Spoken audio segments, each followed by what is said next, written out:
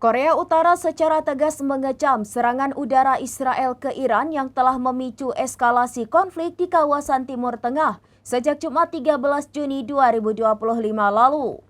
Dalam pernyataan resmi yang disampaikan melalui kantor berita pusat Korea, juru bicara Kementerian Luar Negeri Korea Utara menegaskan keprihatinan mendalam atas tindakan militer Israel dan menyebutnya sebagai tindakan yang tidak dapat dibenarkan.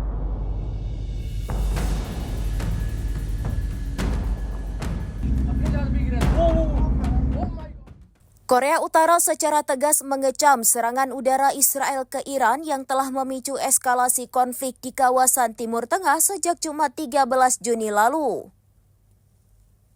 Dalam pernyataan resmi yang disampaikan melalui kantor berita pusat Korea, juru bicara Kementerian Luar Negeri Korea Utara menegaskan keprihatinan mendalam atas tindakan militer Israel dan menyebutnya sebagai tindakan yang tidak dapat dibenarkan.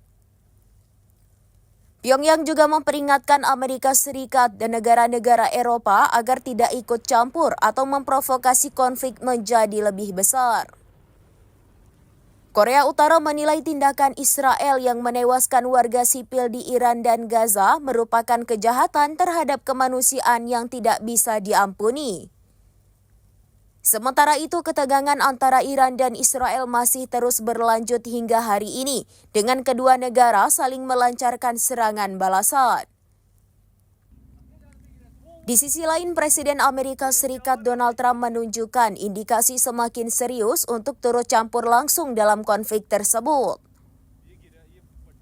Meski Departemen Pertahanan Amerika Serikat atau Pentagon menegaskan pasukan Amerika Serikat masih dalam posisi defensif, pernyataan Trump belakangan justru menambah spekulasi keterlibatan Amerika Serikat dalam konflik.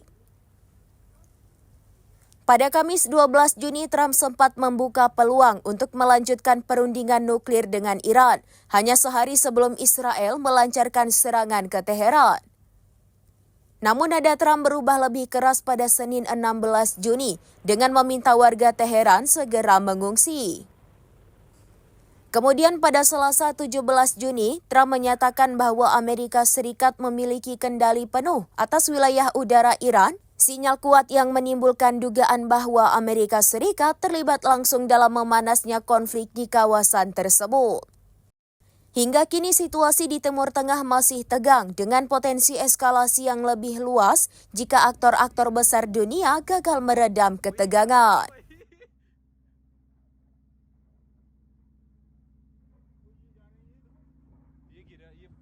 Demikian informasi terkini Syedaralun, saksikan terus informasi lainnya. Jangan lupa like dan share seluruh akun serambinews.com. Download Tribun X sekarang. Menghadirkan lokal menjadi Indonesia.